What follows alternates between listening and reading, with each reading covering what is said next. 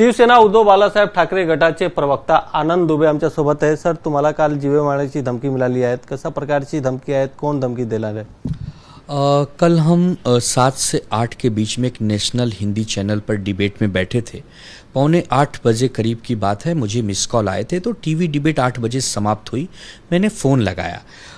Phone में miss call था संजय मसलकर का, जो एकनाथ शिंदे शिवसेना के सचिव हैं, और उन्होंने हमसे फ़ोन पर पूछा कि तुम कब से छत्रपति शिवाजी महाराज के वंशज या शिष्य हो गए। हमने कहा कि अगर ऐसी बात है तो इसमें गर्व की बात है, हम पूरा देश उनका है, सारे उनके फॉलोअर हैं, और इसमें किसी को आपत्ति क्या है। बस इतना ही मेरा बोलना था कि मुझे गालियां देना शुरू किए, जान से मारने की धमकी दिए, घर में घुस कर आकर मारूंगा, तमाम बातें। और फिर मैंने कहा कि कोई बात नहीं भाई, मारना है मुझे मार डालिए। फिर मैंने फ़ोन उन्होंने कट कर दिया। मैंने 1-2 बार और फ़ोन ट्राई किया, उन्होंने उठाया नहीं। उसके बाद मैंने अपने पार्टी के वरिष्ठ नेताओं से बात की। उन्होंने मुझे कहा कि आप पुलिस स्टेशन में जाकर एक लिखित में शिकायत दर्ज करा दीजिए। मैंने वो कर दिया, और बस बाकी देखिए, अगर मैं अपनी शिकायत नहीं दर्ज कराऊं, अपनी आपत्ति नहीं दर्ज कराऊं, आज ये लोग धमकी दे रहे हैं, कल ये हो सकता है मुझ पर कहीं हमला कर दें, मुझे मार डालें। तो आज पार्टी की विचारधारा मैं पहुंचाता हूं टेलीविज़न के माध्यम से, आप लोगों के माध्यम से। ये मेरा काम है, मुझे पार्टी ने इसके लिए ये दायित्व सौंपा है। अब अगर किसी को मेरी बात से आपत्ति है तो जाए मेरे खिलाफ कंप्लेंट करे, मेरा पुतला जलाए, मुझे कोई समस्या नहीं। लेकिन कोई मुझे मारना चाहता हो, मेरी छवि खराब करना चाहता हो, मेरे जान माल का नुकसान करना चाहता हो, तो ये हमारे देश का संविधान अलाउ नहीं करता। हम सब डॉक्टर बाबा साहब आम्बेडकर जी के संविधान को मानने वाले लोग हैं। सभी को अपनी बात कहने का अधिकार है, मर्यादा में रह के कहने का अधिकार है। हम भी वही करने की कोशिश करते हैं, लेकिन लोग अभद्र टिप्पणी करते हैं, मारने की धमकी देते हैं, ये अच्छी बात नहीं है। धमकी का मेन कारण क्या था? आपने वंशज कहा, वो कारण था, या फिर शिवसेना ठाकरे गढ़ से जुड़े हैं वो है? अब ये तो वही लोग बता पाएंगे। पिछले 1-1.5 सालों में जिस प्रकार मैंने अपनी बातों, अपनी विचारों को पार्टी के लिए रखा है देश के चैनलों पर, तो हो सकता है कि कुछ लोग नफरत करते हों, मेरी बात से जलते हों। अब पता नहीं, वो तो वही बता पाएंगे। लेकिन अगर कोई किसी की बात से नफरत भी करता है तो उसको मार डालेगा, ये कौन सा विकल्प हुआ? और भी बहुत सारे विरोध के आपके तरीके हैं, आप वो अपनाइए। लेकिन आप मुझे गालियां देंगे, हम सब राजनीति और सामाजिक जीवन में देश सेवा के लिए आते हैं, और आप अगर ऐसा एक दूसरे का मनोबल गिराएंगे, एक दूसरे को ऐसा प्रताड़ित करेंगे, तो व्यक्ति निराश तो हो ही जाता है ना।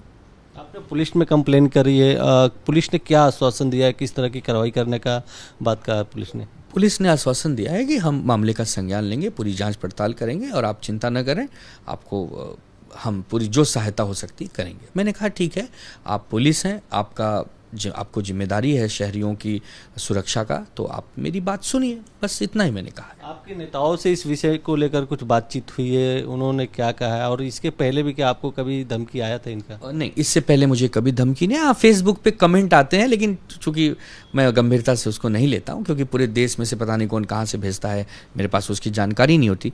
बट यह व्यक्ति को मैं जानता था पहले से, 1-2 बार मुलाकात हुई है, मोबाइल में नंबर सेव है।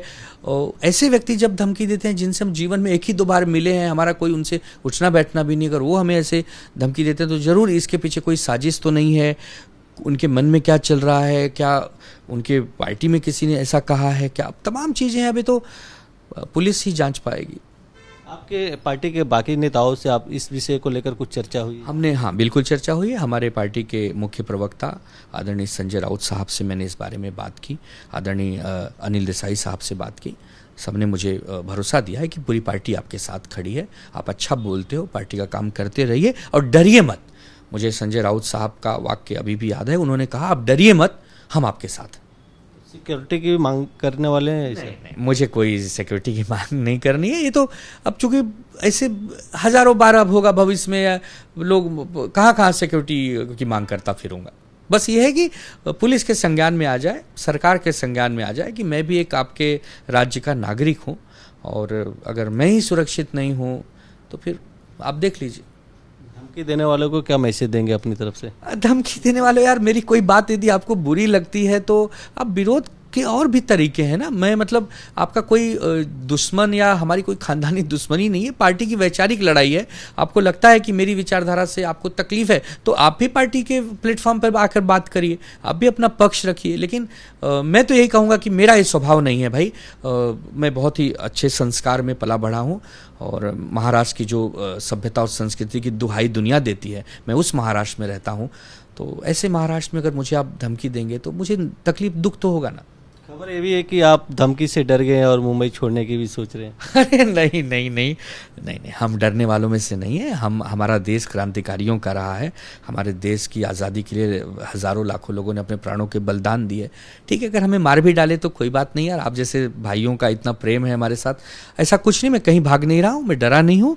सिर्फ यह है कि निराश इसलिए होता हूँ कि यार अपनी पार्टी की बात यदि मुखरता से मैं रख रहा हूँ तो क्या ये अपराध हो गया? अगर ये अपराध हो गया है तो फिर जितने बड़े बड़े प्रवक्ता हैं इनको तो रोज धमकी लोग देते होंगे, ऐसे भागने लगे तो हो गया कल्याण।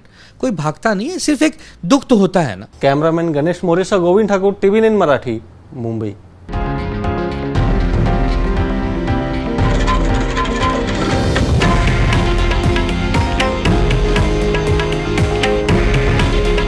हे आहे देशातील नंबर 1 न्यूज नेटवर्क आणि आपण पाहत आहात TV9 मराठी।